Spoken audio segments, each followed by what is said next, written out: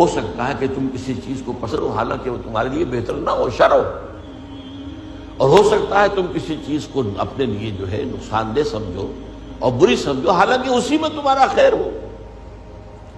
واللہ یعلم وانتم لا تعلمون، اللہ جانتا ہے تم نہیں جانتے۔ اب یہ وہ چیز ہے جس سے ایک تو یہ کہ خوف ختم، ایک توکل پیدا ہوتا، میں کر بھی کچھ نہیں سکتا، یہاں لفظ آئے گا اذن کا، جب تک کہ اللہ کا اذن نہ ہو، اور اللہ کا یہ اذن جو ہے وہ اس کے قدیم علم کی بنیاد کے اوپر ہے۔ اگرچہ ظاہر بات ہے مجھے چوائس تو دیا ہے، اور اپنے چوائس کے اعتبار سے میں یا مورد الزام ہوں گا اور یا مجھے بدلہ اور ثواب ملے گا، اما شاکرم و اما کفورا۔ شکر کی روش اختیار کروں گا تو اللہ تعالیٰ کی طرف سے اجر و ثواب ملے گا، کفر اور کفران نعمت کا رویہ اختیار کروں گا تو اللہ تعالیٰ کی طرف سے سزا ملے گی۔ لیکن ظاہر بات ہے ایک جگہ فرمایا ان ربی بما تعملون محیط، یہ اللہ تعالیٰ کی صفت قدرت کا معاملہ، علی کل شیء قدیر ہے اللہ۔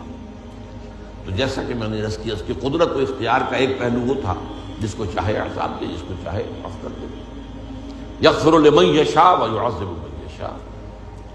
اور اگر میں یہ سمجھوں کہ میں اپنی کوشش اور محنت سے صرف کوئی کام کر سکتا ہوں تو بھی دھوکے میں آ گیا۔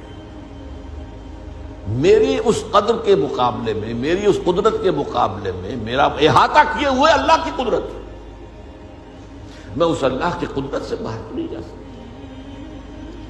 اس پہلو سے یہ بات بھی جان لو کہ کسی شے پر توکل مت کرو، وما تشاءون الا ان یشاء اللہ، صرف تمہارے چاہنے سے کچھ نہیں ہوگا جب تک کہ اللہ نہ چاہے۔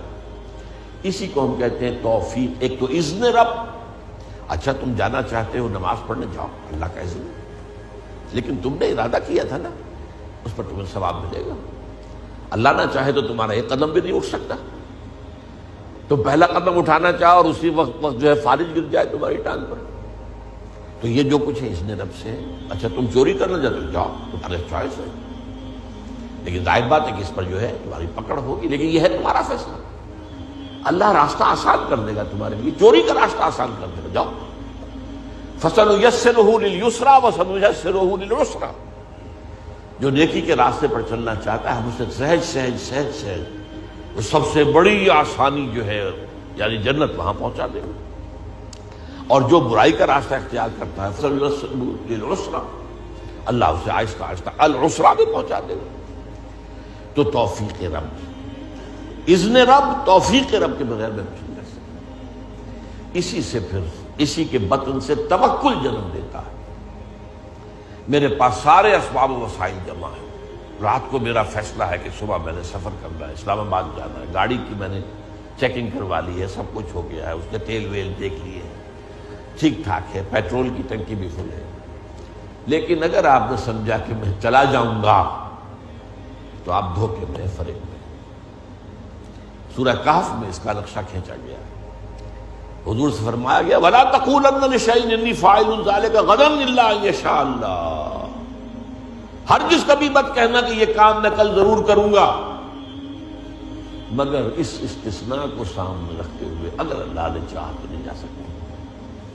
مجھے کیا پتا، وہ تو کہتے ہیں نا کہ there's many a slip between the cup and the lip۔ پہلوانا جب پیالہ تمہارے ہاتھ میں ہے، جب چاہو پی جاؤ دودھ کو، لیکن اس ہاتھ سے لے کر اس لپ تک آنے میں بہت سے مراحل ہیں، اس میں نہ معلوم کتنی مادی قوتیں جو ہیں، فورسز آف دی نیچر جو ہیں اندر موجود ہیں، ان میں سے کوئی انٹروین کر جائے آپ نہیں پی سکتے۔ There is many a slip between the cup and the lip۔ تو یہ در حقیقت تقدیر کا دوسرا پہلو ہے۔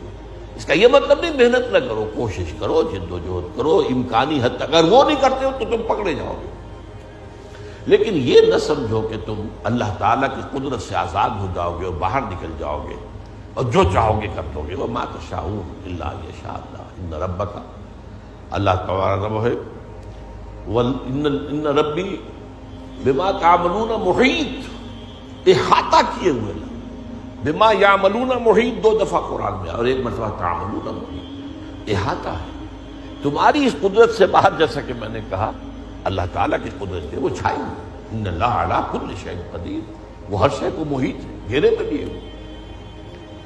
یہ ہے در حقیقت وہ ہمارے لیے عقیدہ تقدیر، اس اعتبار سے وہ علم قدیم اور اس میں جو کچھ طے ہے، یہ ہمارے لیے سب سے بڑی نعمت ہے۔ اگر اس کا جو سبق ہے سمجھنے کے لیے، تو میں نے کہا صرف ایک فارمولہ کافی ہے، وہ پری نالج ہے، پری ڈیسٹینیشن نہیں ہے۔ البتہ یہ کہ اس کے اندر انسان کی جو چوائس ہے، شاکلہ کے اندر شاکلہ کی حد تک پری ڈیسٹینیشن ہے، لیکن اس شاکلہ کے اندر ایک فری چوائس ہے، اما شاکرا و اما کفورا۔ آپ جو راستہ بھی اختیار کرنا چاہیں، اللہ نے اس کی آپ کو، تبھی یہ سارا معاملہ ہے۔ تبھی آپ معلوم ہے قرآن مجید کا فلسفہ زندگی کیا ہے، خلق الموت والحیات لیبلوکم ایکم احسن عملا۔ یہ ابتلا کا دور ہے، یہ دنیا کی زندگی امتحان کا دور ہے۔ قلزم ہستی سے تو گمراہ ہے مانند حباب، اس زیاں خانے میں تیرا امتحان ہے زندگی۔ اور یہ کہ ظاہر بات ہے اللہ نیکوکاروں کو جزا دے گا، جو ثواب ہوگا۔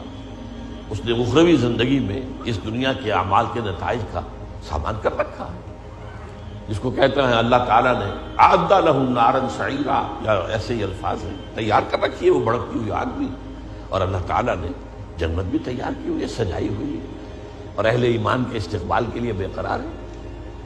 اس اعتبار سے یہ عقیدہ ہمارے لیے جو ہے، یہ بہت سی چیزوں سے، اس کو بڑے پیارے انداز میں اقبال نے کہا ہے، برو کشید ز پیچا کے ہست و بود مرا، اقدہا کے مقام رضا کشود مرا۔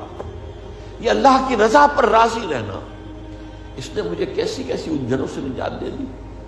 وہ پیچ و تاب، وہ فرسٹریشن، وہ اندر ہی اندر کا غصہ، وہ اندر ہی اندر صدمہ، وہ مایوسی، وہ بددلی، وہ خوف، یہ نہ ہو جائے، وہ نہ ہو جائے، کچھ بھی نہیں ہو سکتا، پتہ تک نہیں ہلے گا جب تک اس نے رب نہ ہو۔ اور میرا رب جو ہے وہ ہر شے پر قدیر ہے، اور میرے رب نے جو بات جو میرے لیے لکھتی ہے وہ جو آئے گی، تو مجھے اس کے اوپر کوئی رنج نہیں، کوئی افسوس نہیں، جو بھی آئے